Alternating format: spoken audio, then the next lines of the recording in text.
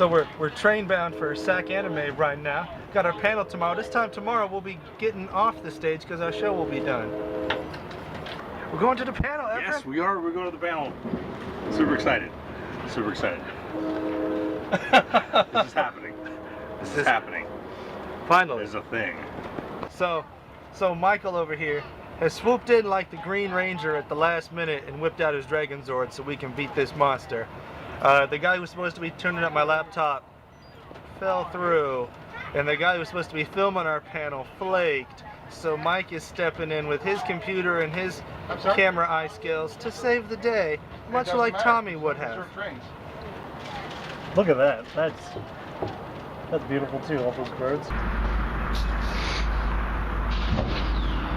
This will be stock footage of Efren and Phil just checking their phones. As we wait for someone to hopefully pick us up from the Amtrak. Yeah, anyone will do, really. Yeah, at this point, anyone will do. Like, what if a guy just pulled up, stopped, and was like, hey, you guys need to ride to anywhere? Yes. Yes, we do. What are we doing, kiddo? We are checking out our room for tomorrow, seeing what we're in store for. I'm pretty sure we're biting off more than we can chew, but we'll see, won't we?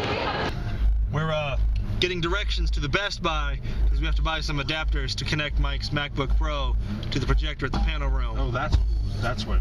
So that's a thing. Oh yeah. So we have Phil in his natural habitat here in the Power Rangers Megaforce section of Super Toys R Us, Megaforce, get it Sacramento. So Efren is charging his phone off of the microwave. That is badass, actually. Yeah, it's random but badass. Yeah? I'm getting super gay with it. Well, anyways, here's Sal. Here's Sal getting tickled.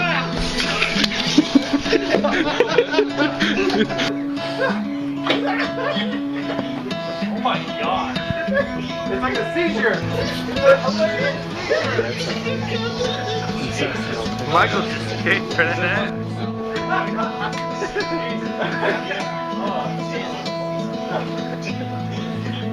There's a girl on the screen taking her shirt off. She's having a tickle fight instead.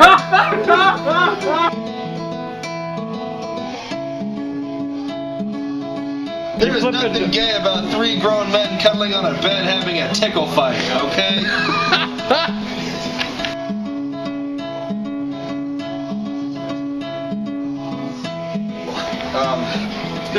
You need to go out. They're what now? For the record, my pajamas are just as comfortable as they are adorable. You need to go to the panel as that. I'm not wearing my Oh, you need to go to the panel like that. You need to go to Real the panel. talk.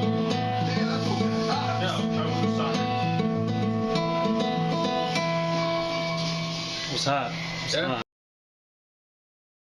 And I'm crediting you as a producer and you don't even know. So we're setting up for the panel right now. Chad is amazed that we have Frosted Mini fans forming a Frosted Mini line outside our Frosted Mini panel. I think they're confused. I think they think this is a Dante Bosco thing over that way. No, I'll go correct. No, they know it's the Frosted Mini panel.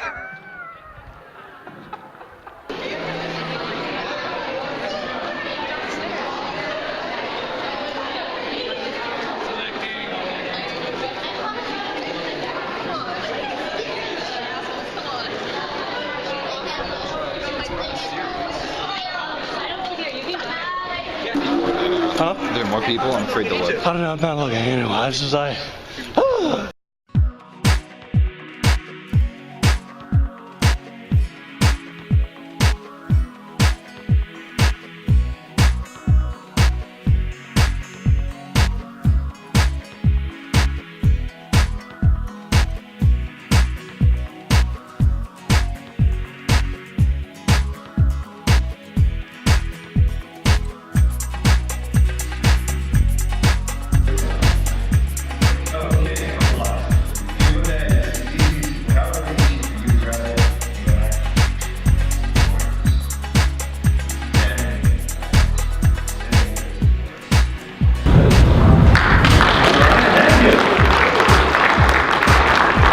So that is how we make the Frosted Mini Gears Pretty Pasta. Easy, right? Around what age do you get into all the horror and the creepypasta? How old? Do you want me to go? Maybe I'll give you a break. I was in the 6th grade. My sister gave me Stephen King's It, which is my definition of the best frickin' scary story ever. Ever. There are 1,000 different scary things going on in that, and they're like I guess they're like they're microplastas happening all throughout that book, right? And it scared the shit out of me. We've cut story, it's happening. Okay. What's done is done. It's done. Ain't nobody gonna stop it. I don't have to believe about it. Yeah, we'll let it. I was young myself. It wasn't like anything professional. I think a lot of people grew up on those stories who were around my age. It was like, what was this? So it was like a page development, a page, illustrated page. Nice. I know what you're talking about, but I don't know the name. Some dark, scary stories for kids or something like that. After that, around high school, I started reading Ray Bradbury a lot, H.P. Lovecraft. That's really what I did. Yeah, I got some of that H.P. Lovecraft myself. I'm gonna say Goosebumps for me. That too. Well, I guess for me, the feeling that the real scary stories. That's it. That's what it's called. Yeah, because I got them when I was in middle school, like the ordered from this little pamphlet, and I ordered all 3 of them. I don't have them anymore, which is unfortunate. Which I want to find them again. They're kind of expensive. But I guess don't have to be alone in the dark. I used to watch those episodes a lot. That's kind of what got me into it. That and played a lot of horror games. Oh, that's Silent Hill. Yeah, That's Silent Hill, y'all. Oh yeah. That's Well, Silent see, I played Resident Evil before I played Silent Hill. Sonic Resident is not that scary. It's not. Well, heads, jumps, but still, you'll look at it fun. As a kid, I was diagnosed with ADD, but then again, what kid in the 90s wasn't diagnosed with ADD? So I grew up with like the Chucky films and a lot of horror films that were going on in the early 90s when I was growing up. So even to this day, like I joke until being my favorite scary movie is Seed of Chucky, just because I grew up with the Chucky films and I enjoy that one the most since I'm older. But science fiction horror films like Event Horizon, I think when the Blair Witch Project came out, everybody was like, oh my god, this is scary, and we can do this ourselves. So, horror films from the 90s was pretty much my biggest inspiration. All right, you. Do you guys like inspiration to start writing your first creepypasta? Yeah, you can take it. So we were sharing, online, LOL, check out this spooky story, sending it back and forth to Facebook and stuff, right?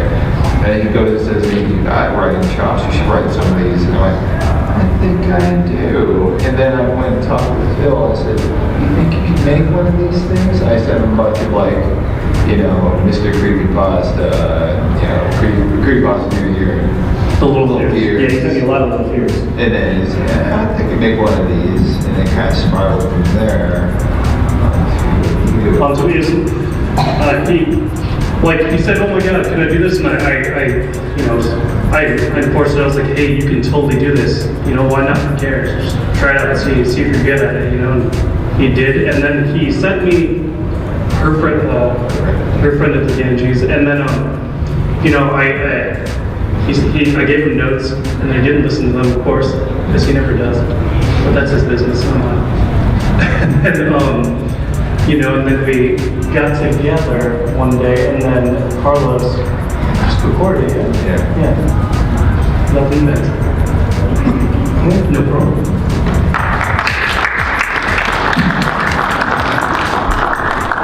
Want to ask me? What's that? Yeah, yeah. What was your favorite pasta to film or make? I'll start and then we'll work down. You've started with them a lot. Since I edit all the pastas, my favorite one, we did one called the Cecil Hotel.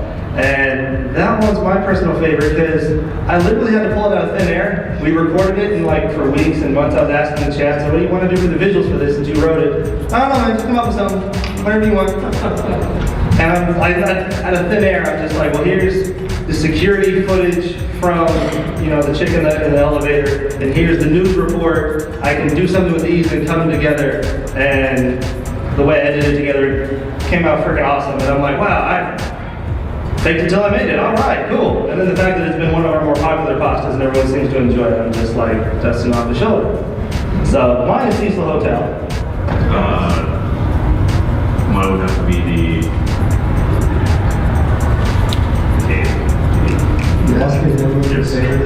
No, I just forgot the name. But we were sitting, like we didn't have a really proper sound room. So Oh, you're talking about down in the mine? Down in the mine, The yeah. season 2 stuff we were Yes. where we Yeah, because we didn't have a proper sound room. So, and since there was a lot of noise going on in the room we were in, we're like, all right, what are we gonna do? So, we're gonna move this in a closet. Just go inside the closet. Sit in the closet. Yeah. Yeah, that was awkward because we had to cram everybody into a dark closet with a shotgun mic like 3 inches from their mouths, with reading their pastas off a little tablet. And then we closed the door, so they're sitting in darkness, their senses are all heightened. There's a 12-inch phallic microphone 3 inches from their microphone, and they have to be scared. And all they can hear is just us muffled on the inside of the door, do it better. So that was an intense recording session for all the season 2 stuff we did. But yeah, down to mine. Carlos, what was your favorite? I'm still gonna stick with Her Friend at the Ganges. I kind of like that one. All the way back to our first one. Yeah. Old school. Picking one of my own. I liked the snipe hunt. It was amazing because it's so like Phil was on a rig. He had like a shoulder rig. So he's like holding the camera, and I'm right behind him. You know, like I have my hand on his shoulder, and I'm guiding him throughout a forest. And there were so many times where I almost stumbled, and if I stumbled, that kid was going down too. So I thought that was like hella fun. Yeah, that was cool.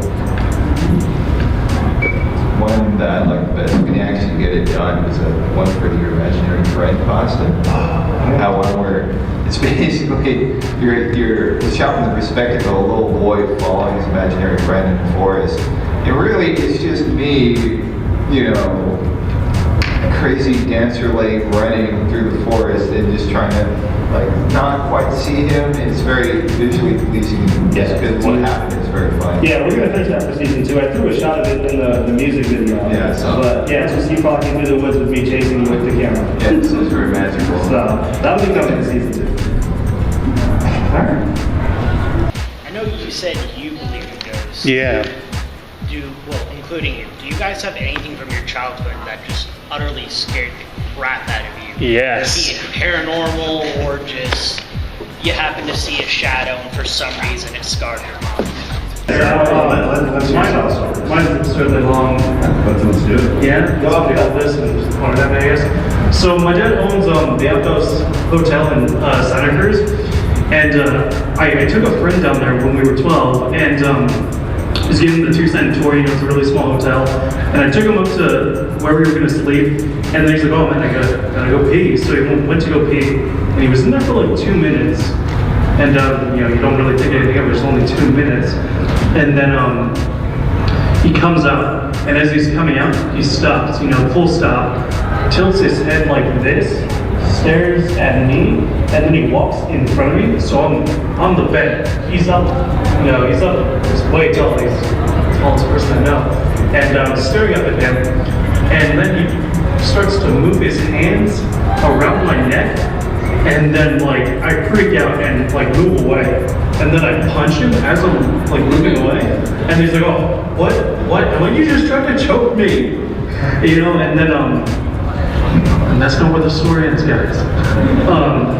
So many years later, I take a girlfriend up there, same room, giving her the same 2-cent tour, and we go into the room. She goes into the bathroom. She's gone for 2 minutes, same exact thing.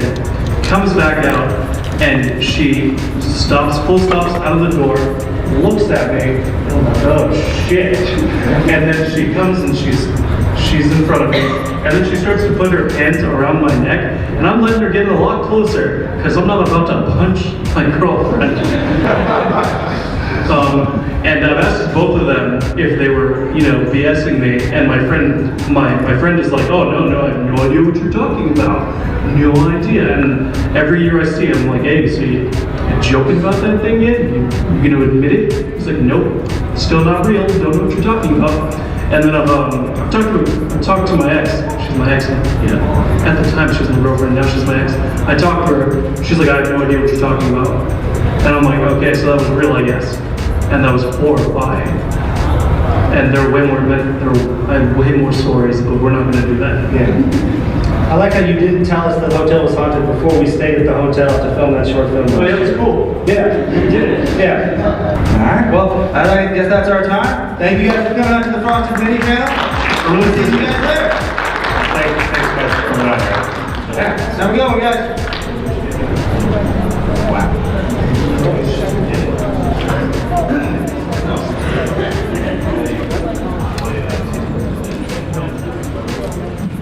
I didn't start.